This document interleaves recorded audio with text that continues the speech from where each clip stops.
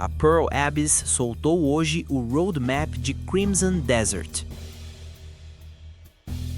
3 semanas depois do lançamento, ficou claro que a direção de arte é forte, o combate tem peso, mas o mundo vai esvaziando conforme você avança. O mapa perde função. E isso, para um jogo que quer segurar o jogador por dezenas de horas, é grave. O plano divulgado para o período de abril a junho tenta corrigir essa rota. Sem promessa de DLC, sem história nova, só com foco em arrumar a base do que já existe. Vale um aviso importante, a Pearl Abyss não deu datas exatas, só disse que tudo isso chega gradualmente entre agora e junho. Ou seja, você pode ver uma coisa em abril, outra em maio e o resto só no fim do trimestre. A primeira mudança anunciada ataca diretamente a solidão do mapa. Fortalezas e acampamentos que você limpa não vão continuar vazios para sempre. O estúdio prometeu um sistema de reocupação de território. Inimigos vão voltar a tomar conta das áreas. Se isso chegar como descrito, o efeito é claro. Você sai para explorar, passa um tempo fora e quando retorna, encontra resistência nova no mesmo lugar. O mapa respira, reage à sua ausência.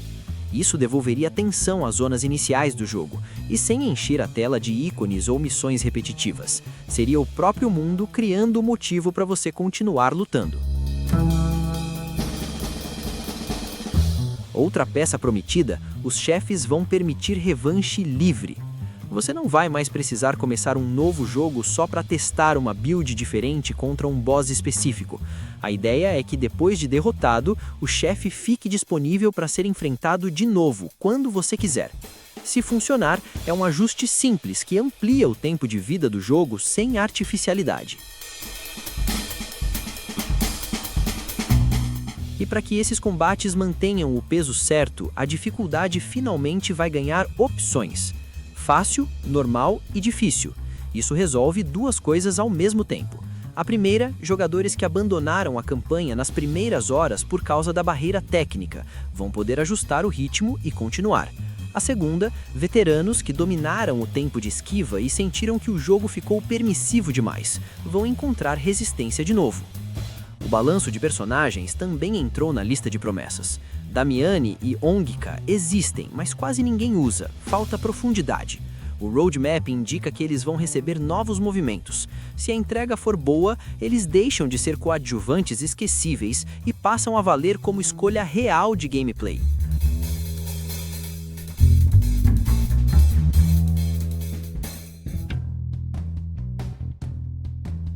Fora do combate, tem ajuste de qualidade de vida que a comunidade vinha pedindo. O inventário, que hoje mistura tudo no mesmo espaço, será reorganizado. Materiais de criação, ingredientes de cozinha, equipamentos, cada categoria com seu armazenamento dedicado. Parece detalhe pequeno, mas para quem passa horas organizando o baú, a promessa é de alívio. O visual também está na lista. A atualização deve permitir esconder as armas nas costas, um ajuste simples, mas que limpa a silhueta do personagem e melhora a imersão nos momentos de exploração. A renderização de cenários distantes também será refinada. O horizonte deve ficar mais nítido, menos serrilhado, e o tamanho da fonte da interface finalmente poderá ser ajustado. Quem joga no console e sofre com texto minúsculo vai poder ler sem franzir a testa. O que a Pearl Abyss está sinalizando aqui merece uma leitura além da lista de features. Eles não estão enfeitando o jogo. A intenção declarada é arrumar o esqueleto.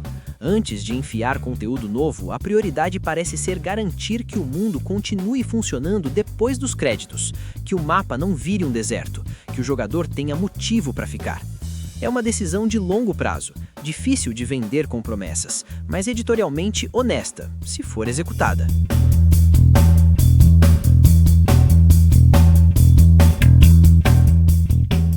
E agora a pergunta que fica: esse sistema de reocupação de território, quando chegar, vai ser a tensão que faltava para você continuar explorando? Ou vai parecer aquela mecânica de MMO disfarçada, que só serve para te fazer correr atrás do próprio rabo? Conta aí nos comentários a sua leitura. Quero ver onde o público do canal se divide nessa. Se inscreve no Radar Level Up. Até o próximo vídeo.